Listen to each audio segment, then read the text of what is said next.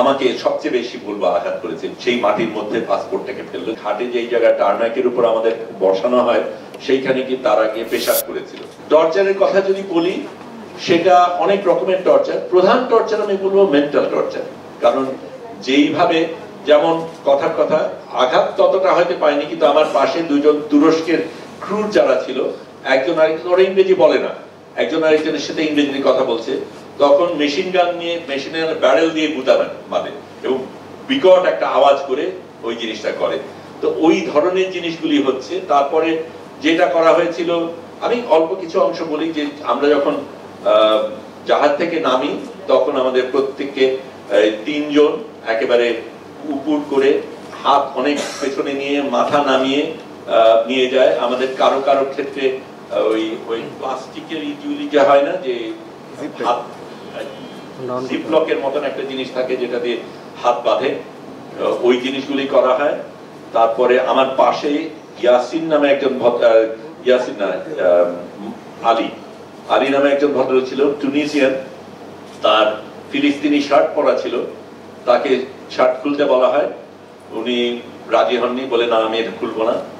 তখন তার উপর চড়া হয়, তাকে সাহায্য করতে আদনান বলে একজন যায়, তার উপরে চড়া হয়।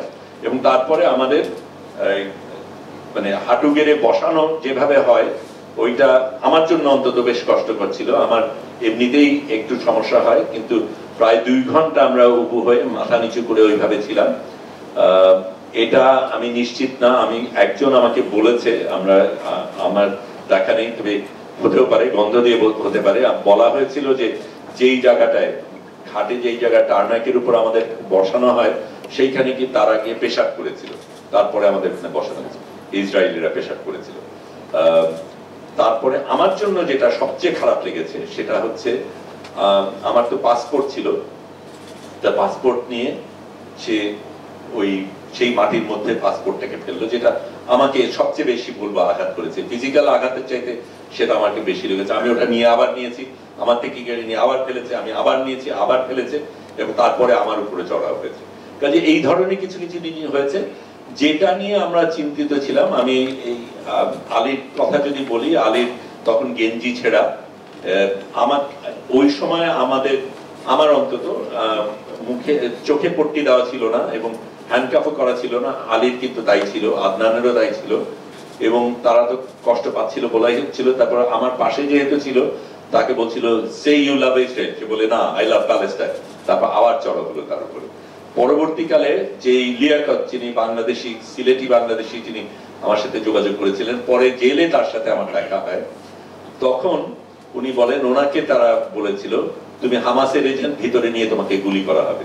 ওই সময় ঠিক কতদূর ছিলাম সেটা আমরা জানি না, কারণ আমরা তো রাতে চলছি, এবং আমাদের যখন ধরেছে সেই সময়কার রিডিং, সেটা আমরা তো সারাক্ষণ আপডেট দিচ্ছিলাম যে এত দূরে আছি, এই করছি এই করছি। আমরা 210 নটিক্যাল মাইল থেকে রওনা দিয়েছি, তখনকার রিডিং সম্বন্ধে বলতে পারি। এই জায়গাটা কত দূরে আমরা নিশ্চিত বলতে পারি না, কিন্তু সম্ভবত আলেকজান্ড্রার কিছুটা পেরিয়ে। আমি এই হিসাবে বলছি যে আমাদের ওখান থেকে আমাদের 5:30টার দিকে, বোধহয় 6টার একটু আগে, 5:30টার দিকে আমাদের বোধহয় ধরা হয়। তারপরে তো আমরা টানা চলি এবং আমাদের জমিনে পৌঁছতে রাত 8:30 খানিক লাগে। কাজেই 12 ঘন্টা খানিক আমাদের যাত্রা করতে হয়েছে।